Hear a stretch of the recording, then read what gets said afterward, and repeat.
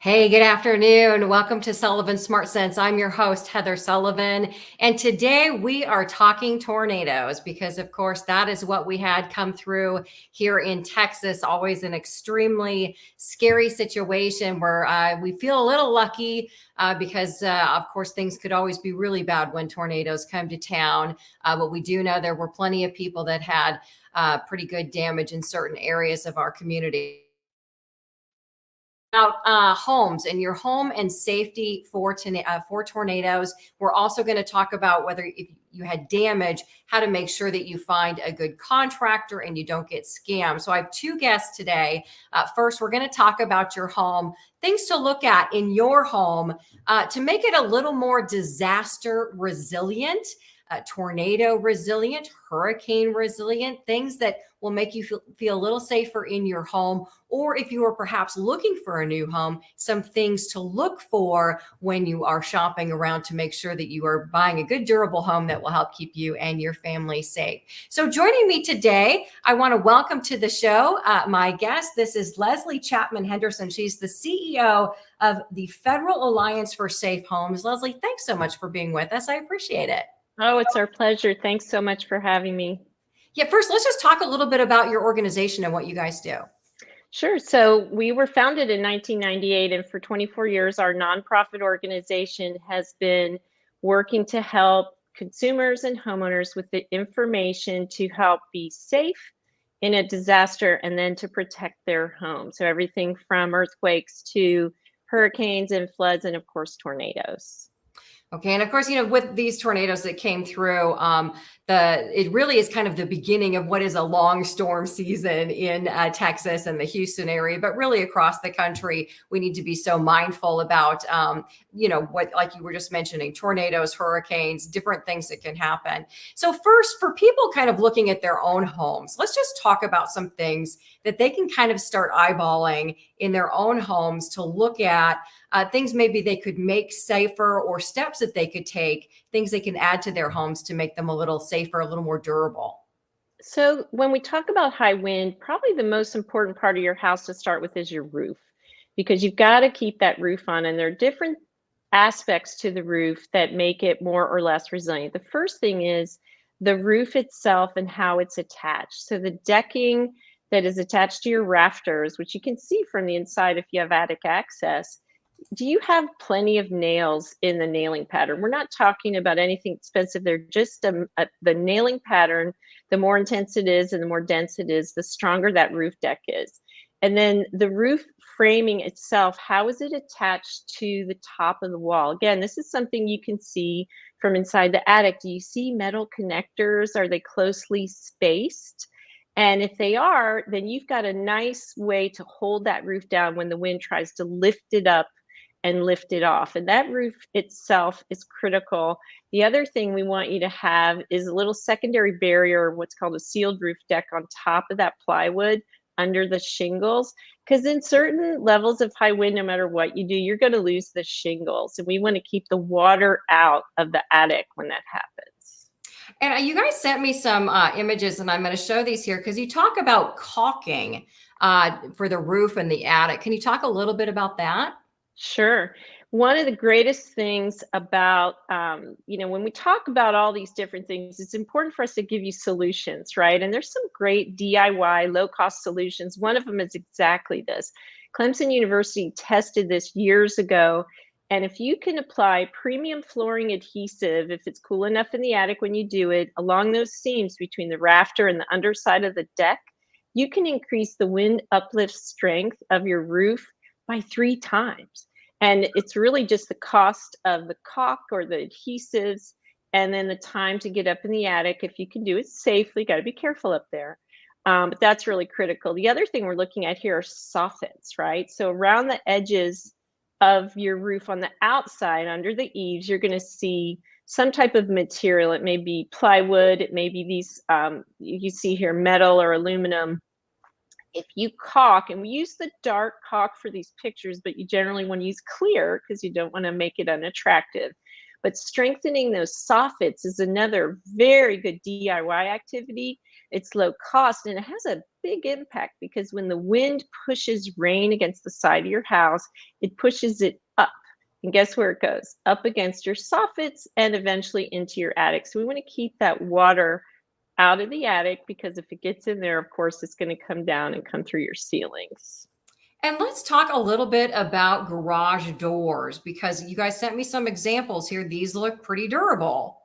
Right. So take a look at your garage door. There's several things there. One is, do you have lots of those horizontal bars, we call them members, across the door itself, a nice strong rib cage? If you don't, you can add additional bracing to the door. But even more simply, how well are the mounting brackets that you have, are they tight? Are the screws and nails tight or are they loose? And if they're loose, tighten them up.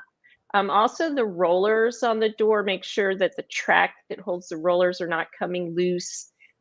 Just inspect your door and then also find out about the door itself. Is it rated for impact or for high wind pressure? 90% of the time, when you have a breach from high wind that causes destruction to the home, it starts with the garage door because it's your largest and weakest opening on your home. Okay.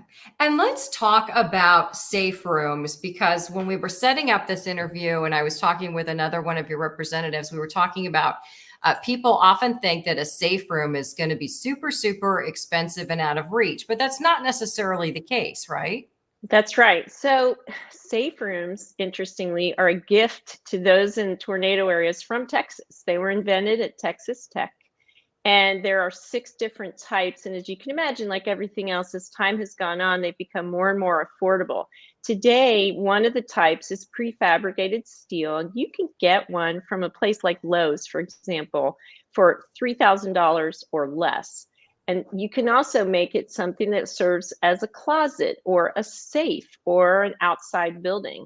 But there are different ways to have a safe room. The key to the safe room is that no matter what you have of the 6 different types, there you see concrete block. You can build them out of wood frame clad or covered with steel or prefab steel, like I mentioned. No matter what it is, the key is it needs to meet a standard, and that's either a FEMA P320 standard or what's called the ICC 500. Doesn't matter what type you have as long as it meets the national standard, because that means it's tested and approved to meet up to 250 miles per hour, which is pretty wonderful because you can have what's called in the industry near absolute life safety. The only thing we worry about these days, which is why we're so grateful to be here, is that there are still so many people that don't know about safe rooms and don't understand their life-saving potential. We've seen many cases where they save lives. In the outbreak we saw in December, there were many lives saved by safe rooms. So we really want to spread that word. Okay. And then let's talk about folks that are maybe looking for a new home. And a comment that you guys made when you wrote to me about this is, we spend a lot of time choosing our countertops, our granite countertops, but we don't always put as much emphasis to make sure that the house will endure a tornado or a hurricane or what have you. So what are some things that we should look for when we're picking out a house? Well, in our Buyer's Guide to Resilient Homes, we're answering a question we've heard for almost 25 years, which is, why didn't anyone ever tell me to ask this question, right? So the first thing you want to look for is what's typical in the location where you're buying. Understand your risk. Are you in a fault zone for an earthquake or a flood zone? Or, what's the history? Has the area you're in been hit by tornadoes before? So that knowledge is really important power to have as you're evaluating the structure itself. And then we have checklists that'll walk you through all those different types of disasters, and you can evaluate the key features for resilience of that home. As we mentioned, the roof, windows are important, the location. If you are in a flood area, which you guys are, of course, you want to know what's the elevation and has it flooded before. And that's what we want people to have, is that those checklists. That's a key question because it's not always easy to find out, depending on where you live in the countries or city, uh, uh, what has happened to the home before. There, are starting to be more laws requiring disclosure about Mhm. whether a home's been flooded, things like that. But like renters don't always have access to that information; only buyers do, that kind of thing. So, any tips to help people find out a little bit more? Sure. Yeah, we have some great tools embedded in the guide and also online. One of them will give you, if you go to inspectprotect.org, you can do a lookup and put in an address of a home or even just the zip code, and it's going to give you all of the declared disasters in the disaster history for that area.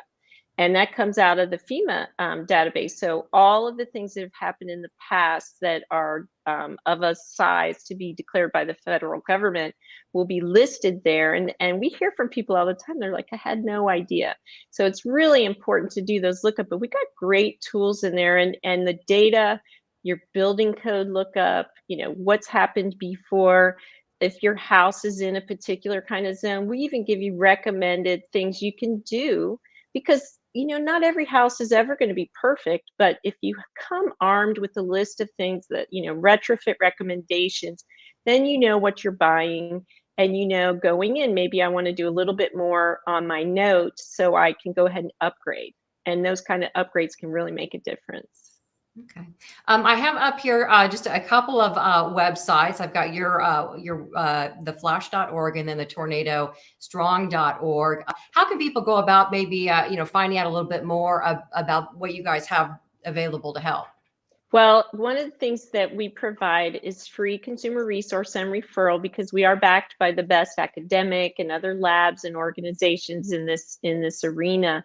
So if they find information and they still have questions, they can email us info@flash.org, and that'll say that on the different websites that are there. These websites are, of course, are all interconnected. And we just want them to have the information that they need, because it can make a difference. One of the most gratifying things for us after a disaster is to hear from someone who knew ahead of time what to do because of the information that we and all of our partners provide. And when their home survives and their family is safe, that's really what it's all about for us. Yeah, absolutely. That's the bottom line. And hopefully that's what will help today is help people think a little bit more about the safety of their family. And maybe there's some little steps they can take, caulking, what have you, things they can do to their home to make it more resilient. Well, Leslie Chapman Henderson with Flash, thank you so much for being with us. We really appreciate it. Thank you. Thank you so much. And again, we will have some more information. I'll be doing more on this tonight at 5 o'clock. Things to look at your home and things you can do to make it safer, or things to look for when you are buying a home. But now I'd like to invite into our conversation, we have Leah Napoliello from the Better Business Bureau to talk a little bit about choosing contractors and avoiding scams, because we know a fair amount of people had plenty of damage from the tornadoes that rolled through. And whenever we see disasters like this, of course, we also see the scam artists come out. We want to help people avoid that situation. So thank you so much for joining us, Leah. I appreciate it. Sure. Thank you. No problem. Thank you for having me. You bet. Okay. So first, we've got this huge shortage of contractors and still really building supplies. So I think that creates an opportunity for more scammers to come in and say, well, I can get that done for you. So let's just talk first about how do you go about choosing a contractor, especially if maybe there are not as many available. Well, it is a good idea to check with various watchdogs like the Better Business Bureau. You can actually go to our website at bbbhouston.org and look up a company, and you can see if there are any issues or complaints or customer reviews, that type of thing with the particular contractor. So it's a good idea to take some time and look online. You can also just put in the contractor's name if you find one, and the word scam into a search engine and see if anything comes up on other types of reviews out there as well. So it's a good idea to check online first to see what you can find in your area. One of the tricky things in Texas is that general contractors are not required to be licensed. But if they have a specialty, then there are some that are required to be licensed. Yes, so a general contractor or remodeler is not required to have a license, but if you're looking for something like an electrician or a plumber or an air conditioning contractor, then those will have licenses. So like for the plumbing board, you would check with the Texas State Board of Plumbing, or for the other ones, the Texas Department of Licensing and Regulation. So if it is a specialized trade like that, certain ones will have licenses, but if it's just a general contractor or remodeler, then you're not going to be able to find a state license for that. Okay. I'm going to oops, sorry about that. Let's go back. Sorry, this is what happens when you run your own show from home. I'm trying to get you on the screen. Okay.